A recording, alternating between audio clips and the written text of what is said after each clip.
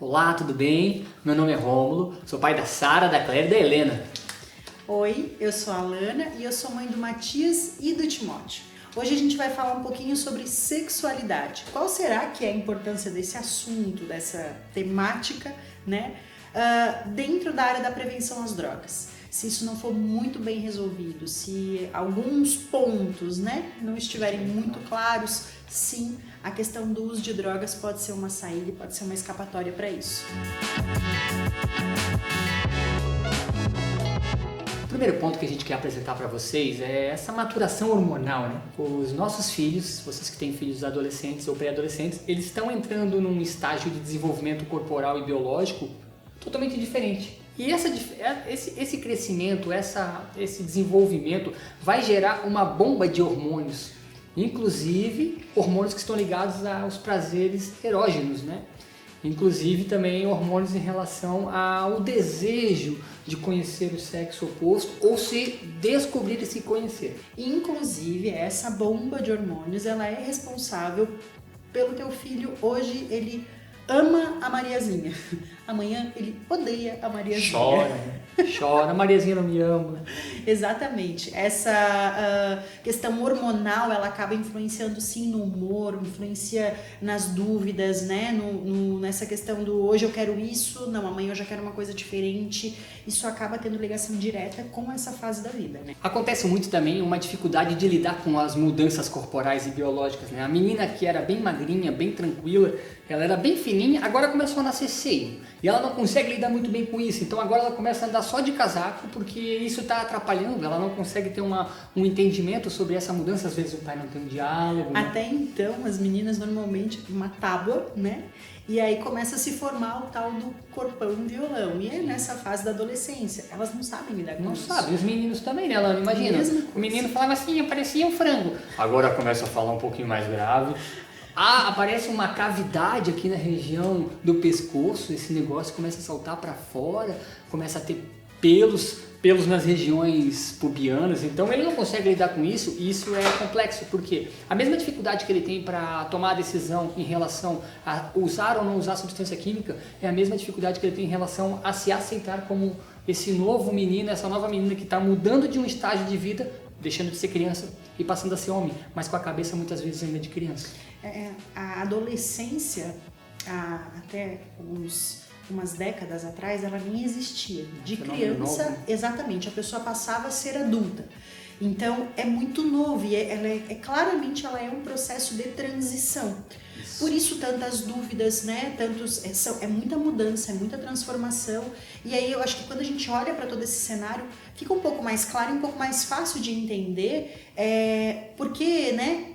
Esse quero, não quero, porque esse pico, né, de euforia. Essa identidade, quem que eu sou, será que eu gosto disso, será que eu gosto daquilo, né? Então, quando a gente fala de sexualidade, é importante que a gente comece a entender que é na fase da adolescência que isso começa a se aflorar e a gente precisa começar a prestar um pouquinho mais de atenção no assunto e sim, falar e se comportar, talvez de uma maneira para...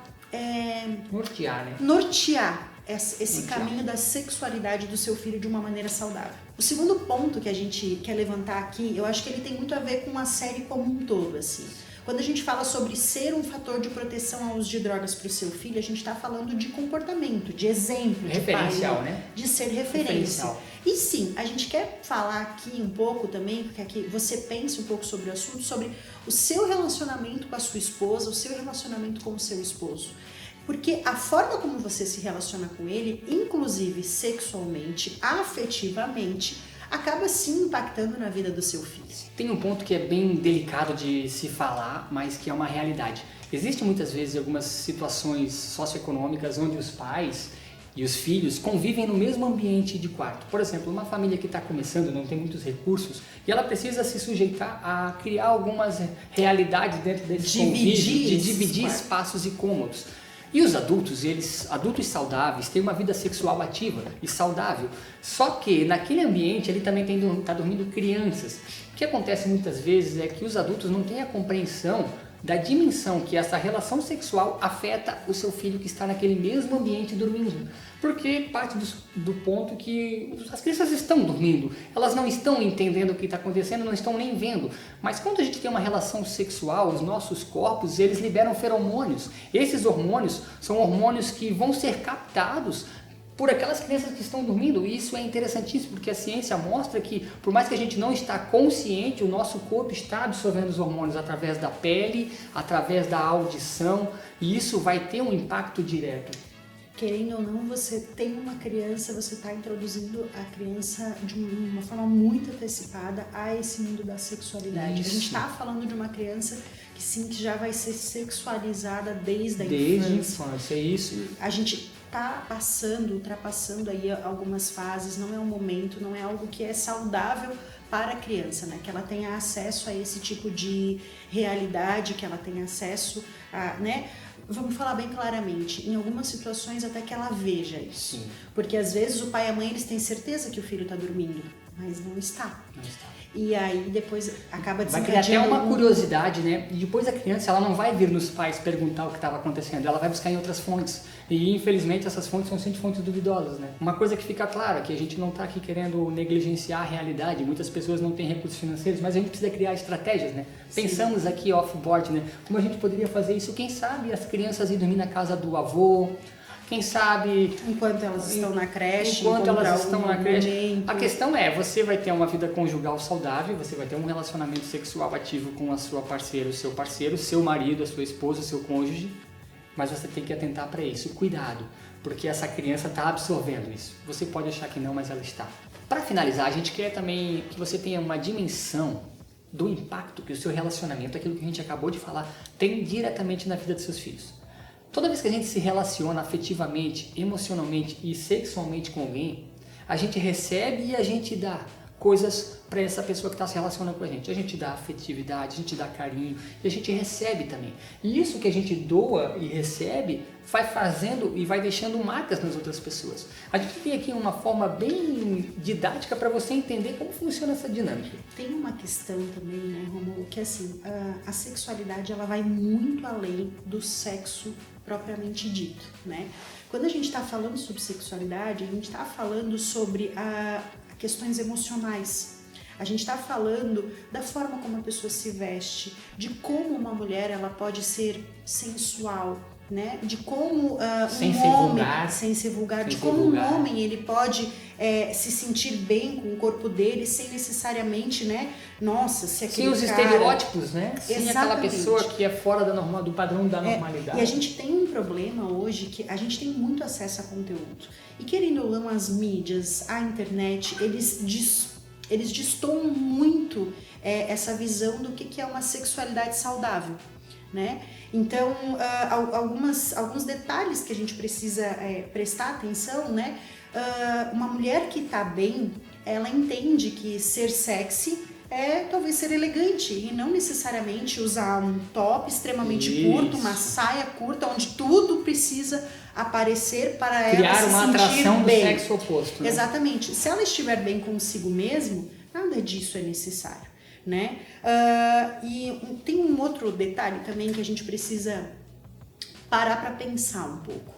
Às vezes, qual que é o momento em que o sexo vai acontecer para esse adolescente, né? Às vezes a gente só pensa sexo seguro, é sexo com camisinha. A ideia da saúde vai trazer isso, né? O sexo seguro é o sexo com camisinha. A gente aqui tem uma noção um pouco diferente de sexo seguro, né? Muito diferente. Sexo seguro, na nossa concepção, é com a pessoa certa, no momento certo, da forma correta. E isso é algo que não tem como a gente dimensionar. Ou definir um padrão. Um padrão de alguns segmentos. Antes do casamento, é depois do casamento. É com uma pessoa, é com várias pessoas. Eu preciso experimentar diversas pessoas para depois saber realmente qual que eu quero ficar. Existe toda essa confusão que a gente está tentando não entrar dentro dessa vertente. A gente trouxe um exemplo aqui que a gente gostaria que você pensasse, que a gente tem que entender que não existe sexo sem ter um vínculo. Não, mas eu mal conheço, eu saio dessa numa boa. Quando dois corpos, eles se unem, É como mais ou menos se fossem essas duas folhas de papel e a gente colou uma folha de papel na outra. Os dois corpos, eles se colam, o sexo faz isso. E quando você separa, não tem como, é impossível. Você pode fazer isso com cuidado. Com cuidado. E você pode... Ixi, parece que quanto mais rápido... Sempre vai haver sofrimento. Um sempre vai deixar marca na vida do outro. Alguém sempre perde ou os dois perdem na mesma proporção. Exatamente. E a questão é, se não for no momento certo, se não for com a pessoa certa, o quanto o teu filho ele tá preparado para lidar com isso aqui? Os traumas, né? Com esses traumas. Quantos de nós adultos não temos alguns traumas de relacionamentos frustrados em outros momentos, quando a gente não teve muita saúde emocional e se entregou muitas vezes? E a sexualidade tem muito a ver com isso, com saúde emocional, né? Até que ponto eu estou preparado para cuidar de outra pessoa, para me colocar à disposição de ser um auxiliador no processo de relacionamento. E aí os nossos adolescentes têm dificuldade de lidar com o simples muitas vezes. Vamos olhar para uma realidade de uma criança de 14 anos que se apaixonou por um menino na escola, né? Teve o primeiro beijo, foi incrível, e agora o menino no outro dia está beijando a amiguinha da escola. E aí aquele mundo cai na cabeça. E aí ele vem falar com a gente, pai, e a gente fala, eu te falei que não era para beijar ninguém. E a gente às vezes não tem um cuidado para entender que aquele adolescente ali tem emoções e tem sentimentos naquela fala ali. Tem coisas acontecendo ali, tem marcas que ficaram ali de um simples beijo. Tem algo bem interessante que quando a gente vai trabalhar esse assunto com os adolescentes, a gente pergunta para ele, a gente não fala absolutamente quais características, a gente só pede, se você pudesse escolher a pessoa da sua vida, ou se você pudesse escolher a pessoa com quem você vai ter a sua primeira relação sexual, o que essa pessoa precisa ter? Só que essa é a pergunta, a gente não fala absolutamente mais nada. Não influencia em nada. Exatamente. Né? As respostas são 99% relacionadas a características emocionais. E ele não precisa ser rico, ele não precisa ser bonito, nunca é característica ele não precisa física. ter olhos verdes, ele não precisa... Exatamente, é sempre assim, eu preciso de uma pessoa que seja constante. Eu preciso de um cara que seja meu parceiro. Eu preciso de uma menina... As meninas, né? As meninas falam muito, eu preciso de uma pessoa que me traga segurança. Pela insegurança, muitas vezes, vivida por elas. Então as meninas procuram mais esse tipo de virtude, de segurança, de um lugar que seja sólido, que seja tranquilo. Os rapazes, uma menina que saiba se cuidar, que saiba se preservar, isso. Uma coisa que sai muito, né? A preservação. A gente também tocou muito aqui nesse assunto sobre isso, né? Eu me preservar. Então a gente tem entendido isso. Né? Que a sexualidade ela caminha dentro dessa perspectiva, não diretamente ao relacionamento do ato sexual, que é a consumação da sexualidade, exatamente. Mas existe todo um arcabouço de situações. E você não tem que ter certeza se o seu filho está preparado fisicamente para ter relação sexual e para entrar no mundo da sexualidade. Você tem que ter certeza que o seu filho está preparado emocionalmente. Isso é muito mais complexo. Se você gostou desse vídeo, não esquece de curtir o nosso canal, de se inscrever nas redes sociais da Cruz Azul e continua vendo os demais vídeos da série que você encontra aqui na playlist. Obrigado. Valeu.